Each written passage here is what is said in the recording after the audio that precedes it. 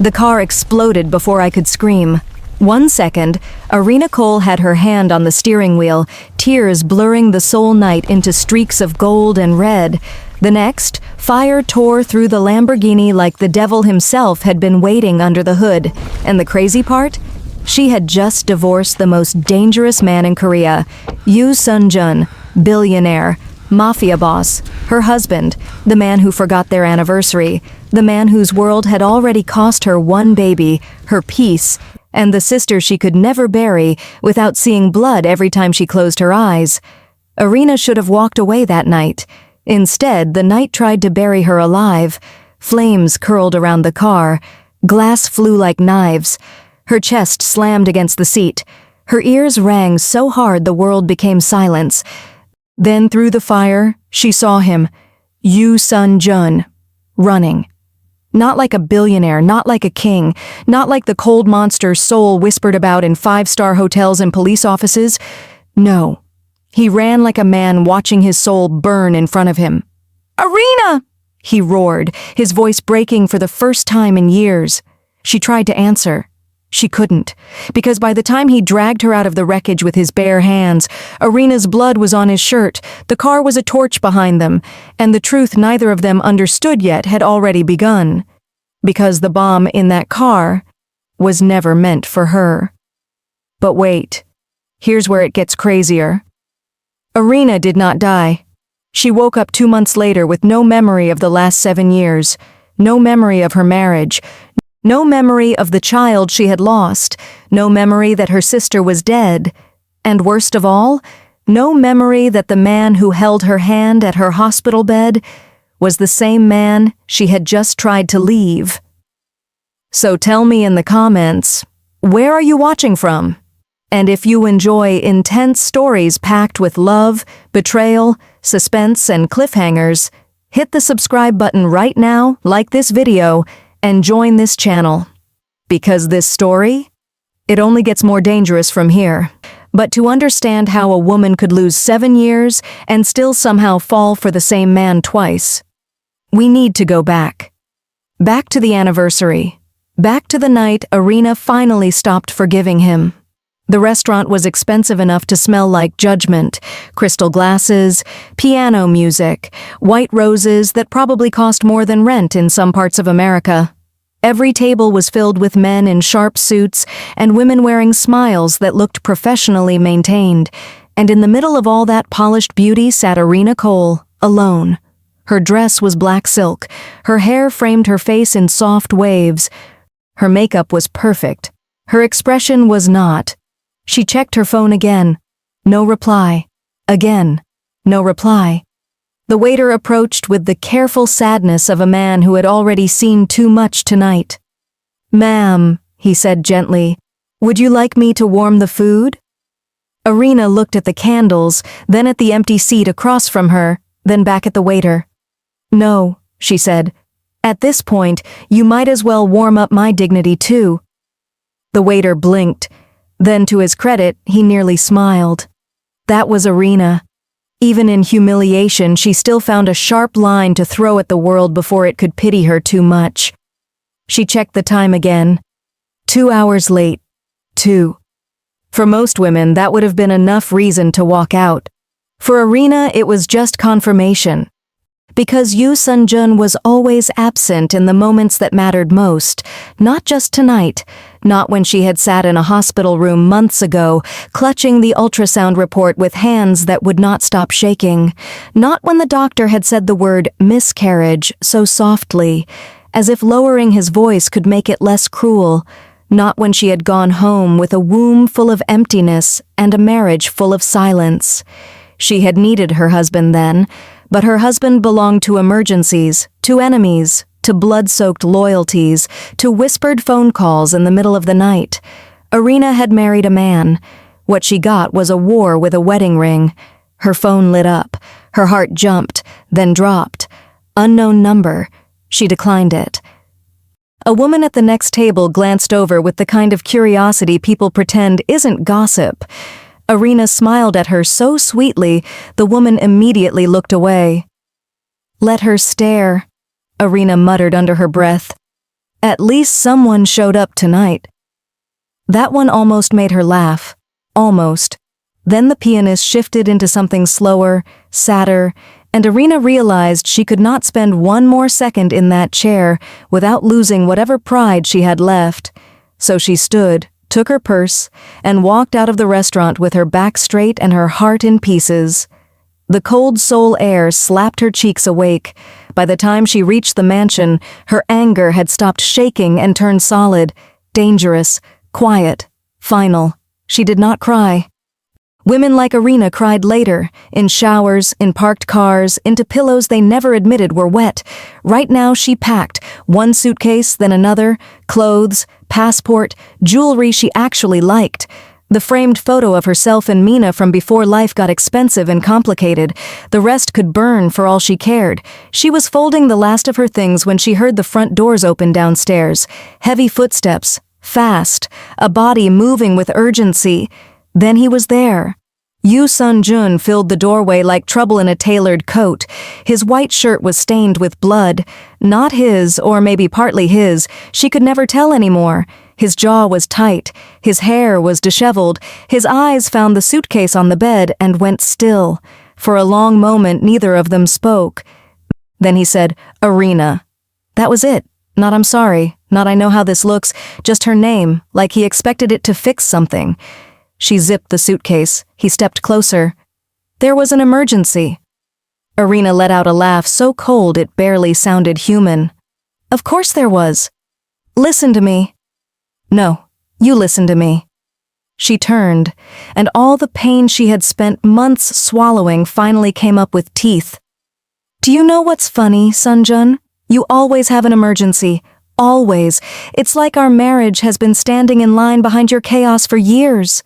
His face hardened, but not with anger, with guilt, and that somehow made her angrier. I told you I would explain.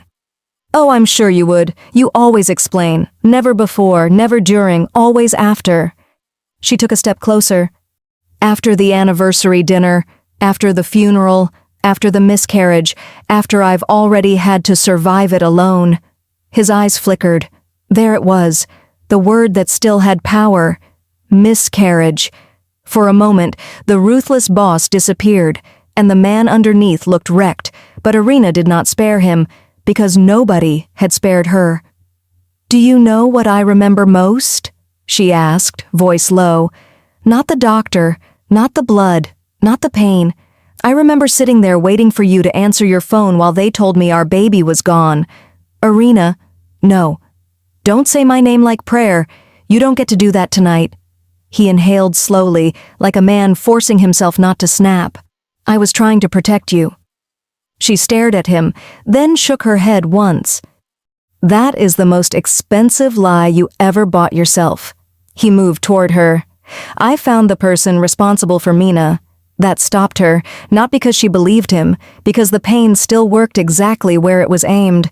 Mina, her sister, her loud, beautiful, loyal sister, who had died because men with guns kept mistaking love for weakness. Arina's eyes filled before she could stop them, and she hated that. Sun-jun saw it and pressed on. I know who ordered it. And what am I supposed to do with that? She whispered. Thank you?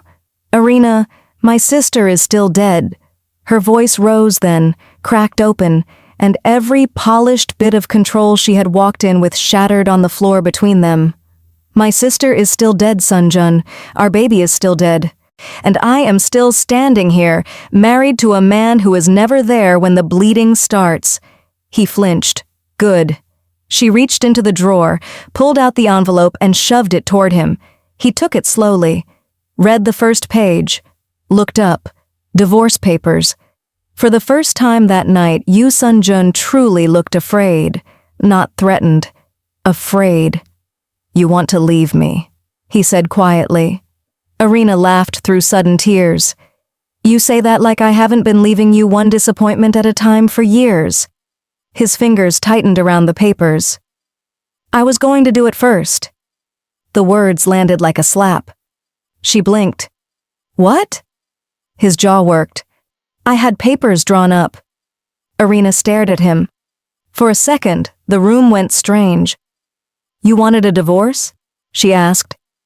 He looked away just for a moment. I thought, if I loved you enough, I would let you go. That should have softened her. It did not.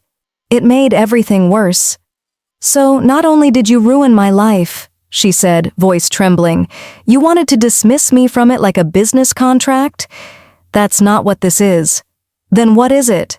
He stepped forward, emotion finally breaking through the steel. It's me knowing that every day you stay beside me, I risk losing you.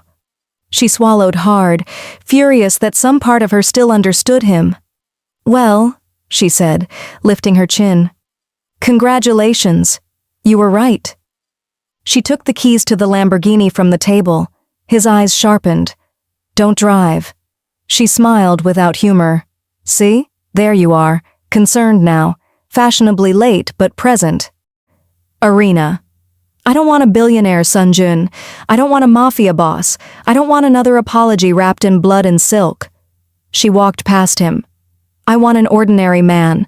One who comes home, one who answers the phone, one who doesn't make loving him feel like standing in front of a bullet. He caught her wrist. Not hard, just enough to stop her. Their eyes locked. He looked exhausted, dangerous, heartbroken, still devastatingly beautiful in the unfair way men like him often are. Stay tonight, he said. We talk in the morning. Arina looked down at his hand on her wrist, then up at him. You should have fought for me before I ran out of reasons to stay. She pulled free and walked out. If you are enjoying the story, hit the subscribe button right now, like this video, and comment what you would have done in Arina's place, because what happened next? Nobody saw coming. The Lamborghini growled as she sped through the gates. Soul flashed past in neon and rain-slick light. Her hands trembled on the steering wheel, but she kept driving. Driving like distance could cauterize pain. Driving like speed might outrun grief. In the mirror, she saw headlights behind her. Sun Jun. Of course he was chasing her now, of course. Too late, she whispered to the empty car. You're always too late. Then something clicked. Small, mechanical. Wrong. Arina frowned. What was that? She barely had time to glance down before the world turned white. The explosion was not sound first. It was force, a violent, impossible shove that ripped through metal, glass, flesh, memory. The windshield shattered inward, fire burst across the dashboard. Her body slammed sideways, her head hit something hard, the seatbelt cut into her chest like a blade. Then came the roar, then came pain, then came silence so loud it felt like drowning. Outside, people screamed. Inside, Arina could smell burning leather, gasoline, and her own fear. She tried to move. Couldn't. Through the blaze, she saw a figure running toward her. Sun Jun. He did not hesitate, did not call for help first, did not wait for his men. He hit the wrecked door with his shoulder once, twice, again, until it gave way enough for him to reach in through the heat and smoke. Arina! His voice was hoarse, raw. Stay with me. Blood ran down his arm as glass sliced him open. He ignored it. Son, she tried to say. His face changed, just for a second, like hearing the beginning of his own name from her mouth had split something open in him. I'm here, he said. I'm here. Don't sleep. She almost laughed. That was rich, coming from him. But the darkness was already moving in at the edges. He gathered her into his arms, shielding her from the fire with his own body, as the car behind them erupted again. On the wet pavement, under a sky that looked too calm for this kind of ruin, Yu Sun-jun held his wife and shouted orders into the night so violently that grown men froze before obeying. Get the car! Call the surgeon! If she dies, bury everyone involved. There he was, not weak, not broken beyond function, a king in hell, a monster with blood on his cuffs and terror in his throat. He climbed into the back seat of the armored vehicle with Arina in his lap, one hand pressing against her wound, the other gripping her cold fingers. Look at me, he demanded. Her eyes fluttered. Good, he said, though his own were shining now. Good. Stay angry. You can hate me later, just don't leave first. That line would have been romantic if it hadn't sounded so desperate. She wanted to tell him he was dramatic. She wanted to tell him his shirt was ruined. She wanted to tell him she was tired. Instead, she slipped under. The hospital moved like a war zone when Yoo Sun-jun arrived. Doors slammed open. Nurses ran. Men who usually answered only to politicians moved because Sun-jun looked like he might kill the walls themselves if they did not. The surgery lasted hours, then more hours, then dawn. Then nothing but fluorescent lights and the slow torture of waiting. Sun-jun sat in the corridor with blood drying on his hands and the divorce papers folded in his coat pocket like a private execution order. One of his men approached carefully. "Boss?" Sun-jun did not look up. "We found traces from the device." "And?" The man hesitated. "It may have been attached earlier in the day." Sun-jun's eyes lifted, cold, deadly, awake. "Say the rest." The man swallowed. "That car was scheduled for your route tonight." Silence. Then Sun-jun stood. The temperature in the hallway seemed to drop with him. "It was meant for me," he said. Not a question. A verdict. The man lowered his head. "Yes." Sun-jun looked toward the operating room doors, toward the woman who had just tried to leave him forever, toward the woman who had taken the blast meant to end his life. And something in him changed, not softened, sharpened. "Find out who touched that car," he said. "I want names, footage, families, bank records, enemies, and ghosts if you have to drag them out of the ground. If there is a hole in my house, I want the snake that made it." "Yes, boss. And if anyone says Director Kang should handle it?" He smiled then. A terrible smile. "Tell them I said no." But wait, here's where it gets crazy. Arina survived. Barely. She stayed in a coma for 2 months, suspended somewhere between this world and whatever waits behind it. Machines breathed with her. Seasons shifted outside the hospital windows. In Seoul, headlines whispered about a mysterious explosion tied to powerful interests. In America, an old friend of Arina's sent unanswered messages. Life kept moving. Yoo Sun-jun did not. He ruled from a hospital chair and a phone clenched in one hand. He tracked enemies by day. He sat beside her by night. Sometimes he talked to her, sometimes he just stared, like he could force her back through willpower alone. One night, he said quietly, "You know the funny thing? You finally left me and I became the husband you asked for. Present, attentive, miserable." No answer. He nodded bitterly. "Fair." Another night, he muttered, "I had the divorce papers first." Still no answer. He leaned closer. "I never served them. Nothing." "Cowardice," he said softly. "That's what love made of me." And that was the thing about Yoo Sun-jun. He was not weak. Weak men avoid pain. He sat in it. He wore it. And when the doctors finally came to tell him Arina was waking up, he rose so fast the chair toppled behind him. This was it. The miracle. The punishment. The beginning of something else. Arina opened her eyes slowly to white ceiling, soft beeping, and a headache that felt personal. Her throat burned. Her body felt borrowed. A doctor leaned over her with a practiced smile. "Good morning, Arina. Can you hear me?" She blinked, nodded once. "Do you know where you are?" Hospital." "Good. Do you know your name?" "Arina." The doctor smiled wider. "Very good." Then he asked, "Do you know what year it is?" Arina answered without thinking. The room went very still. The doctor glanced at the nurse, then back at her. "Arina," he said carefully, "it's not that year." She frowned. "What?" And just outside the room, where he could hear every word through the half-open door, Yoo Sun-jun realized the fire had taken more than blood. It had taken 7 years, and the woman waking up in that hospital bed no longer remembered being his wife.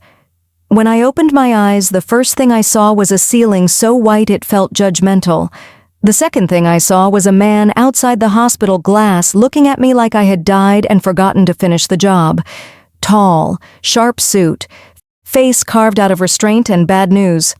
"Who is that?" I asked. The doctor followed my gaze too fast. Someone who knows you. That answer irritated me immediately. Great, I muttered. I lose 7 years and everybody else gets mysterious. No one smiled. That was when the fear settled in for real. 7 years. Gone. The doctor explained it gently, like soft words could make the damage smaller. Trauma, memory loss, recovery, avoid stress, avoid emotional shock. I listened. Then I asked the only thing that mattered. Where's my sister? Silence. Not long. Just long enough. And right there, without knowing why, my heart started pounding. Why is everybody quiet? I asked, sharper this time. Where's Mina? The doctor opened his mouth. Then the man outside the glass finally moved. He stepped into the room, and for one strange second, the air itself changed. Not because he said anything dramatic, because he looked at me like grief had been keeping him alive by force. You shouldn't overwhelm her, the doctor said carefully. The man didn't answer him. He was still looking at me, at my face, at my confusion, at my blankness. And then, in a voice low enough to almost hide the damage in it, he said, "Not today." I frowned. Excuse me? His eyes shifted, just once, like he was dragging himself back under control. You need rest. And you need to explain why you're talking like that in my hospital room. He almost smiled. Almost. But pain ruined it before it could become anything human. Another time, he said. Then he turned and left. I stared after him. Who does he think he is? No one answered that either. That should have warned me. It did, but not enough. A week later, I insisted on leaving the hospital. I didn't want a mansion. I didn't want private nurses.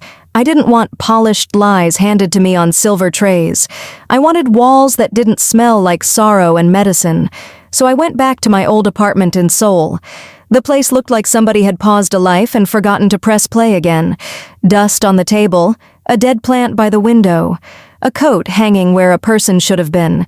I stood there with my overnight bag and whispered, well, either I went through heartbreak, depression, or both. Then I laughed. Because sometimes humor is just pain wearing lipstick. I cleaned for 2 days straight, scrubbed counters, opened windows, threw away expired food and a shirt ugly enough to count as a crime. Every now and then I would stop, look around, and feel this strange ache in my own home, like I was trespassing inside my own life. At night, I stood in the bathroom mirror studying the woman looking back at me, 30, older than I felt, sadder than I remembered becoming. I touched beneath my eyes and whispered, "What did he do to you?" I don't know why I said he. Maybe because somewhere under the missing years, my heart already knew this story had a man-shaped wound in it. Then I saw Mina's name in my phone. Mina. I smiled and called immediately. It rang, and rang, and rang. No answer. I texted. Hey, crazy girl. Apparently I woke up missing 7 years. Call me before I start accusing aliens. No response. I called again the next day. Nothing. By the 4th day, the silence no longer felt random. It felt buried. But wait, here's where it gets crazy.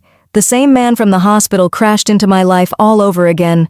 Literally, I was walking back from the grocery store with too many bags and not enough patience when someone stepped around the corner too fast and my oranges scattered across the sidewalk like my dignity had filed for divorce. Oh, come on, I snapped. Even fruit is betraying me now. A hand reached down, catching a rolling can before it escaped. I think the orange had bigger dreams, the man said, that voice, low, controlled, familiar in a place my memory couldn't reach. I looked up. Hospital man. Only now he wasn't wearing grief like a blade. He was dressed simply, almost offensively so. Dark coat, no tie. Nothing about him said billionaire or criminal or the kind of man whose presence could empty a room, but everything about him said dangerously self-contained. He handed me my can. You all right? No, I said, but the groceries are recovering. That made one side of his mouth pull slightly. It wasn't a full smile. It was worse. It looked rare. What? I asked. You're funny when you're annoyed? You say that like you know me. He bent to gather the last of my books. Do I? I opened my mouth, closed it, because the stupid answer was yes, or almost yes, or no, but something inside me was behaving very recklessly. He handed the books over. His fingers brushed mine. A spark. Not desire. Recognition. Something sadder, deeper, more dangerous. I pulled my hand back too quickly. He noticed. Of course he noticed. What's your name? I asked. A pause, then, Jun. That was not his full name. Even I knew that. That sounds suspiciously incomplete, I said. It's enough for now. For now. I should have hated that answer. Instead I said, do you always speak like a man hiding from his own biography? He looked at me for half a second longer than necessary. Only on difficult days. I laughed despite myself. And that was the beginning. If you're enjoying the story, hit the subscribe button, like this video, and tell me in the comments if you would have trusted Jun that fast, because Arina had just invited disaster to carry her groceries upstairs. He came in for coffee, not because I planned it, because my mouth betrayed me and said, "Do you want one?" before my common sense had time to object. He stood in my kitchen like a man trying not to disturb the furniture. I made coffee. He said, "Half a spoon of sugar." I froze, turned. "How did you know that?" "Too fast," he said. "Lucky guess." I narrowed my eyes. "Either you're psychic or this is already illegal." That almost smile again. "If this were illegal, I'd have upgraded your kitchen first." Wow, arrogant and useful. Painful combination. We sat, talked. Not about anything heavy at first. Soul traffic, American coffee, art, why rich people loved serving microscopic portions on oversized plates. He listened in a way that should have been ordinary but wasn't. That was the problem with Jun. He did simple things like they actually mattered. When I told him about the memory loss, he did not pity me. He said, "That must feel like theft." And just like that, he found the exact word nobody else had found. "Yes," I whispered. "Exactly." He looked at me so quietly, it almost hurt. "Then don't let anyone else tell you what those missing years meant before you're ready." That line stayed with me. So did he. Over the next few weeks, Jun kept showing up. Not dramatically. Worse. Consistently. With a book once. With groceries another time because, according to him, my fridge looked emotionally abandoned. With a toolkit when my sink started leaking. "Who are you?" I asked as he knelt under the sink and tightened something. "A handyman with suspicious cheekbones?" He glanced up. "That is the nicest accusation I've ever received." Still not answering the question. He turned the wrench once more. "I've lived enough lives to be useful." There it was again. That strange way he spoke, like every truth he gave me had a locked room behind it. Still, I laughed more around him than I had since waking up. We went for walks. Ate noodles at places so small they barely had room for regret. Argued over modern art. He asked questions and actually listened to the answers. When I said I hated expensive restaurants because they made sadness feel public, he looked away for a moment like that line had hit somewhere it shouldn't.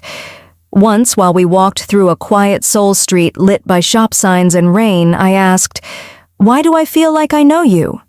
He didn't answer immediately. Then, "Maybe some people feel familiar before they make sense." That line was so good I got annoyed. "Do you rehearse being cryptic?" "No." "Liar." "Yes," he said calmly. "But not about that." I burst out laughing. He looked at me then, really looked, and something in his face warmed and broke at the same time. That should have scared me. It did, but not enough to stop me. And that was how Arina Cole, woman with missing years, a vanished sister, and increasingly terrible instincts, fell in love with a man named Jun. Again. The second proposal happened in the smallest possible way. No diamonds, no violins, no grandstanding. Just one rainy evening in my apartment after takeout and too much silence. He was fixing the lamp by the couch. I was watching him and pretending I wasn't. Then he said, without looking up, Do you ever think life can start over by accident? I folded my arms. That sounds like something a man says before making me nervous. He set the screwdriver down slowly, turned toward me, and there it was. A seriousness that felt older than whatever name he was using with me. Yes or no? He asked. I swallowed. Sometimes. He stood. Took one step closer. I think, he said, that whatever hurt you before me, I wish I could have spared you from it. Before me, that wording caught somewhere in my chest. I should have noticed. Instead, I said softly, "You talk like you came after a war." His eyes held mine. Maybe I came after one ended. That made no sense. It still undid me. 3 months later, we were married quietly. No audience, no luxury, no performance, just a civil ceremony, 2 plain rings, and a look in June's eyes that made me feel chosen in a way I had never remembered being chosen before. We moved into a smaller apartment. I got a job as an art curator. Life became gentle in ordinary ways. Shared breakfast, late buses, inside jokes, laundry fights, his terrible talent for pretending he wasn't protective. My equally terrible talent for noticing. One morning I found him trying to cook. I leaned against the doorway and said, "Are you threatening the eggs or negotiating with them?" He looked offended. "I am making breakfast." "You are interrogating breakfast." "Leave." "No." He set down the spatula and pointed it at me. "You're very brave for someone with no coffee yet." I laughed so hard I had to sit. That was the dangerous part. Not the mystery, not the lies, the tenderness. The fact that with him, ordinary life stopped feeling ordinary and started feeling sacred. Then I got pregnant. Twins. When I showed him the test result, Jun went completely still. For one awful second, I thought he was unhappy. Then he sat down so suddenly I rushed toward him. "Jun?" He looked up at me like joy had punched the air out of him. "Twins?" he said. I nodded, smiling through tears. Apparently I don't do things quietly. He laughed once, a broken, disbelieving sound, and pulled me into his arms so carefully it made me want to cry. "I'll do better this time," he whispered against my hair. I leaned back. "This time?" His face changed, fast, controlled, too controlled. He touched my cheek. "I won't fail you." Something in that answer itched, but happiness is excellent at bribing suspicion, so I let it go. That was my mistake. Because while we were building a soft little life in Seoul, the truth had started circling us like wolves. I never stopped searching for Mina. I called old contacts, checked records, dug through old boxes, asked questions people kept not answering, and the more I searched, the stranger it became. No social trail, no recent photos, no clear address. Nothing. It was as if my sister had not gone missing. It was as if somebody had erased her. One afternoon, while Jun was at work, I found a folder wedged behind a stack of canvases. Inside was a newspaper clipping. A shooting. No face visible. No names in the headline. But the date made my blood go cold. Because something inside me recognized it before my mind did. My hands shook. I read faster, then saw a name handwritten in the margin. Mina. The room tilted. My breathing went shallow. "No," I whispered. "No." Memory didn't return all at once. It attacked. A flash of Mina laughing, a flash of blood, a funeral veil, me crying in a black dress. A man standing beside me like a statue made of guilt. I staggered back and hit the table. "No, no, no." My phone rang. "Jun." I stared at his name, then answered with a voice that no longer sounded like mine. "Who are you?" Silence. Then, "Arina, where are you?" "Who are you?" "Arina, my sister is dead."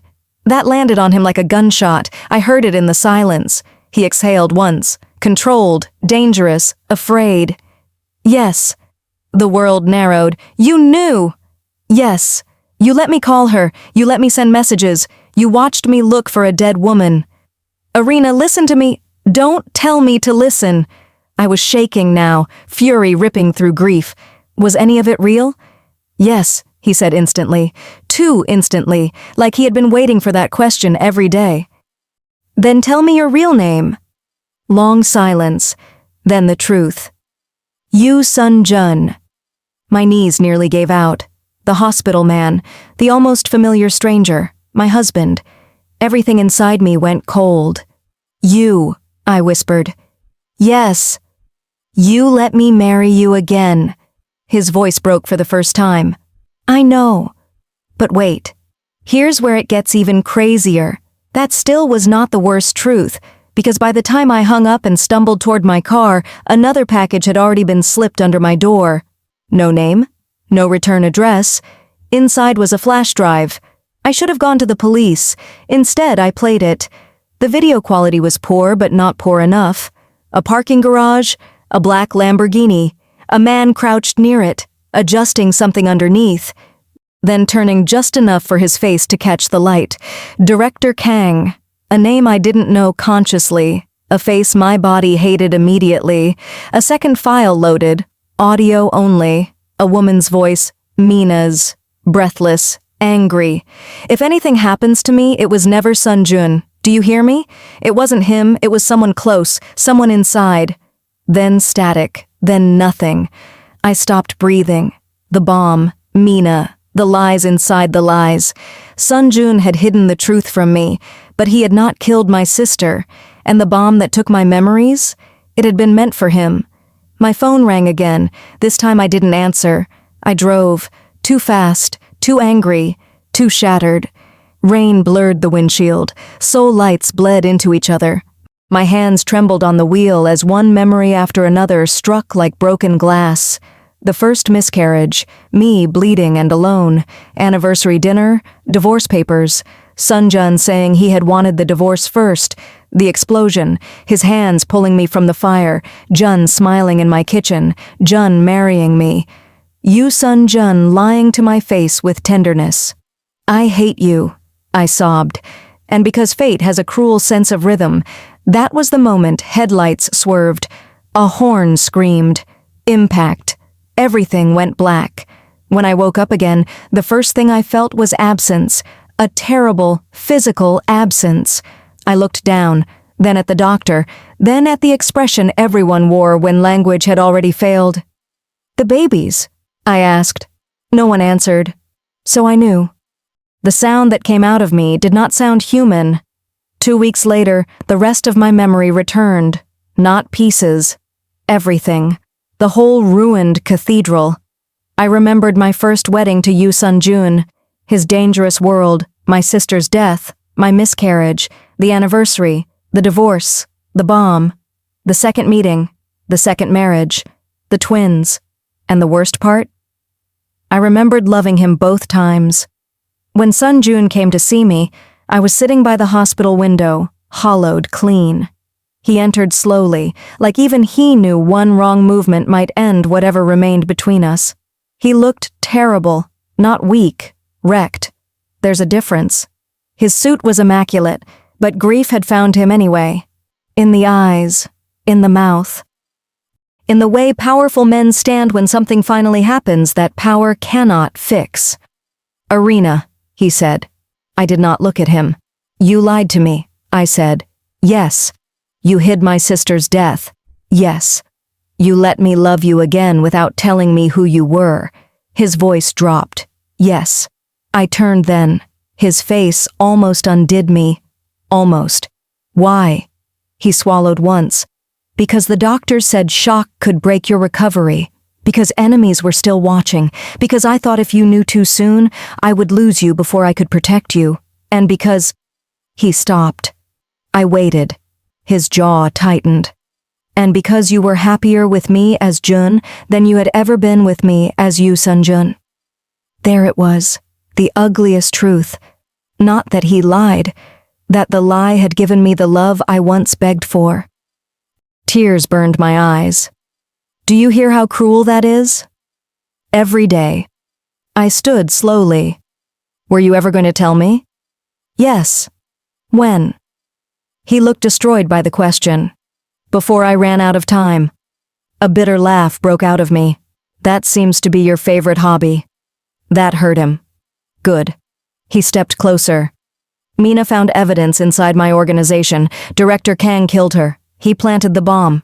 It was meant for me, Arina, not you. I know. That stopped him. His eyes sharpened. How? I know enough.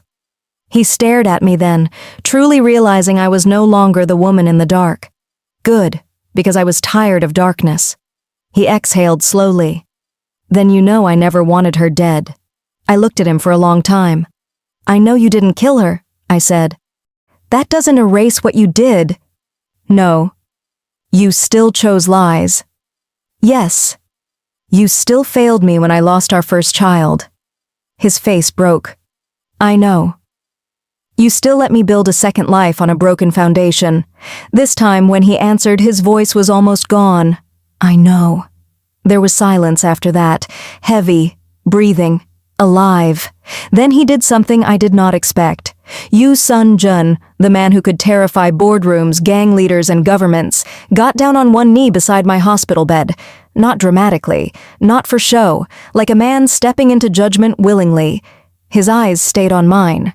Arina, he said, and there was no June left in his voice now, only the full ruin of him. The first time I asked you to be my wife, I gave you a kingdom with enemies in the walls. The second time, I gave you a small life built on lies. Both times, I loved you badly. I couldn't breathe. He kept going. But I loved you. I love you. And every terrible thing I did to keep you, every lie, every silence, every mistake, I would undo all of it if I could. Tears slid down my face before I bothered to stop them. His own eyes were bright now, but his voice held. I don't get to ask for forgiveness. No, you don't. I know. He took one breath, then asked the question that felt like the ending of one life and the beginning of another. Arina, can you be my wife again? And that was the cruelest part, because I still loved him. I loved the man who failed me, the man who lied to me, the man who held me in fire, the man who became gentle too late, the man who looked invincible to the world and shattered only in front of me. But love is not the same as trust, and grief is not the same as closure. So I looked at Yoo Sun-jun, Mafia boss, billionaire, liar, husband, stranger, almost home, and said nothing. Nothing. Because silence was the only honest thing left between us. And as he knelt there waiting, not moving, not begging again, not daring to breathe too loudly, I realized the real question was no longer whether I loved him. The real question was what I was going to do with the truth. Because Director Kang was still alive. Because Mina had died trying to expose him. Because Sun-jun still didn't know I had the evidence. And because maybe, just maybe, the third time a man asks a woman to be his wife, she doesn't answer. She chooses war. If you enjoyed this story, hit the subscribe button, like the video, and comment Part 2 if you want the continuation. Because Yoo Sun-jun asked Arina Cole to be his wife again. And Arina, she stared at him for a long, silent moment, and said nothing.